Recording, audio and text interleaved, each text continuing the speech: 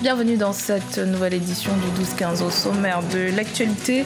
Au Sénégal, la campagne pour l'élection présidentielle du 24 février a officiellement démarré. Et c'est à Dakar, la capitale, que le candidat Ousmane Sonko, président de la coalition Sonko Président, a démarré la sienne en organisant une caravane. Le gouvernement centrafricain et les groupes rebelles sont parvenus à trouver un accord pour mettre fin à la crise que traverse le pays ce 2 février à Khartoum. Depuis 2013, 7 accords de paix ont été signés sans qu'une réelle sortie de crise n'ait été trouvée. Ce nouvel accord est source d'espoir pour le peuple centrafricain. Et puis au Rwanda, les députés sont en mission d'évaluation et de contrôle sur tout l'étendue du territoire. Objectif, vérifier que la mise en œuvre des divers programmes de développement mis en place par le gouvernement est effective. La campagne électorale est officiellement lancée au Sénégal depuis ce dimanche. Les candidats à la présidentielle vont sillonner le territoire national afin de convaincre les citoyens de voter pour eux au soir du 24 février 2019. C'est à Dakar, la capitale, que le candidat de la coalition Sonko Président, Ousmane Sonko, a décidé de lancer ses activités par une caravane. Reportage de notre correspondant Eladji Ndiaye. C'est par une caravane dans les rues de Dakar que le candidat de la coalition Sonko Président Ousmane Sonko a ouvert sa campagne ce dimanche 3 février, une manière pour lui d'aller à l'assaut des électeurs. Ensemble, nous allons inscrire sur les livres d'or des lettres de noblesse de cette nouvelle page de l'histoire du Sénégal. Une fois élu à la tête du pays, il compte entre autres supprimer les fonds politiques, le HCCT, le CSE et le Haut Conseil du dialogue social. Que rien ne vous épouvante, concentrez-vous sur l'objectif. Allez à la rencontre des populations qui nous connaissent et nous apprécient, qui connaissent notre discours, qui attendent depuis 59 ans ce changement en profondeur. Nous avons une chance historique d'y parvenir. Inch'Allah, nous allons y parvenir. Nous n'avons pas besoin de milliers de milliards pour y arriver, parce que nous n'achèterons pas des consciences. Nous avons besoin plus de convaincre que d'acheter des consciences. Natif de Thiès, une des régions du Sénégal, Ousmane Sonko participe pour la première fois à l'élection présidentielle. Âgé de 45 ans, cet inspecteur des impôts de formation est devenu député après sa radiation de la fonction publique pour manquement aux droits de réserve. Sonko est devenu au fil des mois l'une des figures majeures de l'opposition sénégalaise.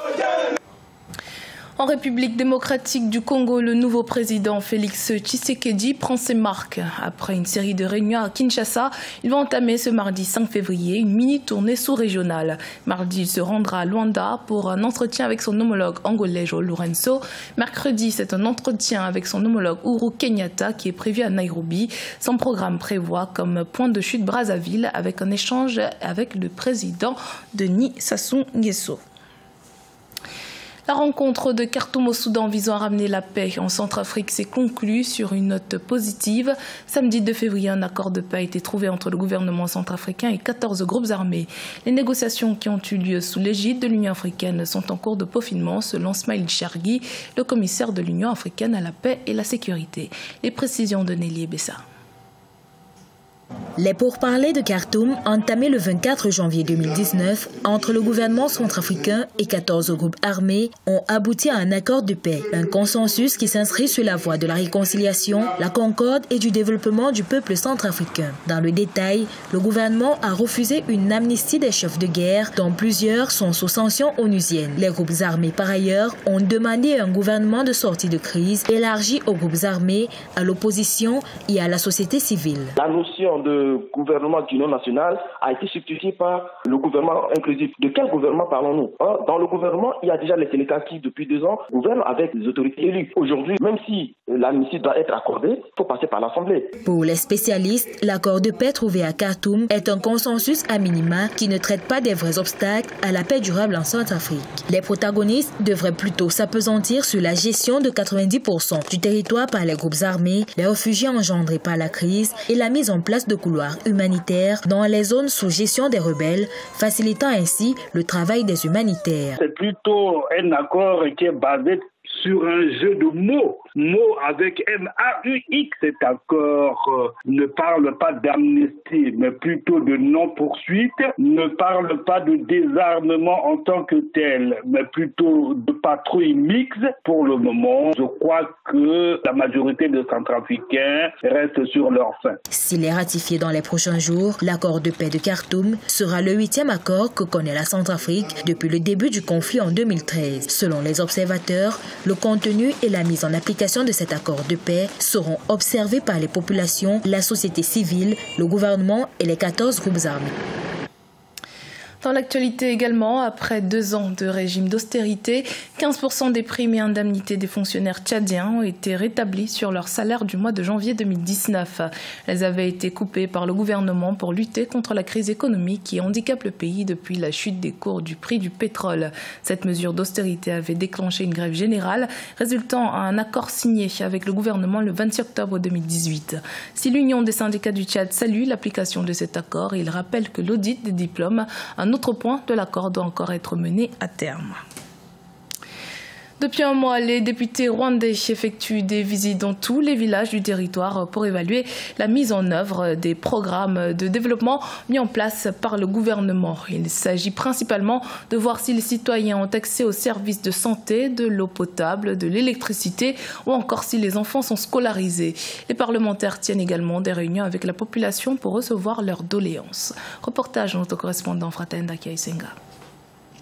Le programme d'évaluation parlementaire de tous les secteurs administratifs du Rwanda a commencé le 5 janvier et prendra fin le 15 février 2019. Pendant plus de 2 mois, les députés vont évaluer le niveau de mise en œuvre des programmes de développement afin de faire des recommandations au gouvernement.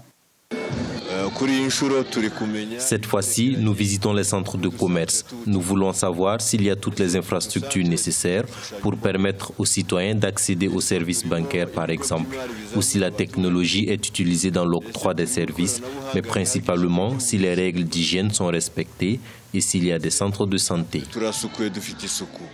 Dans le district de Musanze, au nord du Rwanda, une équipe des parlementaires a visité un centre de développement de la petite enfance, un centre de santé et plusieurs activités économiques dans le centre commercial de Usogo. À la fin de leur visite d'évaluation, l'occasion a été donnée aux habitants de présenter leurs doléances.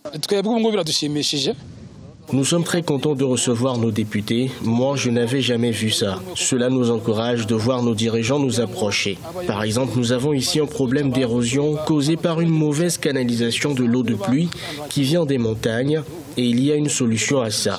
Les députés nous ont promis de le plaidoyer en notre faveur. Selon le rapport de la 5e enquête intégrée sur les conditions de vie des ménages publié en décembre 2018, le Rwanda a connu un minime changement du taux de pauvreté depuis 2014. Selon les autorités rwandaises, il faudrait résoudre le problème de la mise en œuvre effective des programmes de développement. La capitale économique ivoirienne accueillera le 13 avril 2019 la 2e édition des Awards de l'OAPI, placée sous le thème « Protège ta marque et démarque-toi de la concurrence ». Sera en compétition des entreprises qui détiennent des marques de produits et de services créés, protégés et exploités dans les 17 pays membres de l'organisation. Corinne Gamse. L'OAPI, l'Organisation africaine de la propriété intellectuelle qui œuvre depuis 1962 à la protection des marques en Afrique, récompensera le 13 avril 2019 les entreprises qui se sont illustrées dans ce domaine. La 2e édition des Awards de la marque OAPI aura lieu en Côte d'Ivoire sur le thème « Protège ta marque et démarque-toi de la concurrence ». Ces awards sont entre autres une vitrine pour les jeunes entreprises en quête de notoriété. Les entreprises retenues vont bénéficier d'un accompagnement technique. Ça peut être par exemple le fait que l'OAPI pourra faire ce qu'on appelle des audits de propriété intellectuelle dans ces entreprises-là et leur dire voici comment exploiter telle marque ou bien tel autre actif de propriété intellectuelle de manière à faire bénéficier l'entreprise. La transformation numérique en Afrique a favorisé l'essor des start-up dans des domaines tels que la finance technologique, l'éducation, la santé, l'agriculture, le divertissement, entre autres. La nécessité de faire de sa marque un facteur de démarcation et de développement de son entreprise s'impose plus que jamais aux entrepreneurs. Une entreprise qui se crée peut avoir des technologies, des procédés ou des produits. Dans ce cas-là, l'OAPI va protéger par un brevet d'invention ces procédés. Et puis, bien évidemment, l'entreprise peut avoir un logo, une marque, un signe qui lui permet de distinguer ses produits de ceux des concurrents. La compétition des awards de la marque OAPI est ouverte gratuitement aux 17 États membres de cette organisation avec plusieurs catégories de prix. Les inscriptions qui ont commencé le 7 janvier 2019 prennent fin le 15 février 2019.